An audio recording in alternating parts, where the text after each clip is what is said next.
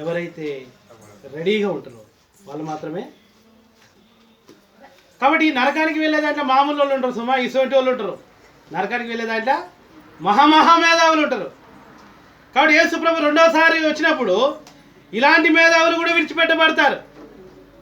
అన్యుడు విడిచిపెట్టబడతాడు, విశ్వాసి విడిచిపెట్టబడతాడు, సంఘ పెద్దలు విడిచిపెట్టబడతారు, సేవకులు విడిచిపెట్టబడతారు, అసిస్టెంట్ పాస్టర్లు విడిచిపెట్టబడతారు, డాక్టర్లు రెవరెండ్లు విడిచిపెట్టబడతారు, బిషపులు విడిచిపెట్టబడతారు, పోపులు కూడా విడిచిపెట్టబడతారు. వీళ్ళకి అపారమైనటువంటి తెలివి ఉంటుంది. వీళ్ళు చిన్నవాళ్ళు ఏం కాదు, చక్రం తిప్పుతారు, మొత్తం ప్రపంచాన్ని చక్రం తిప్పే వాళ్ళు కూడా విడిచిపెట్టబడతారు.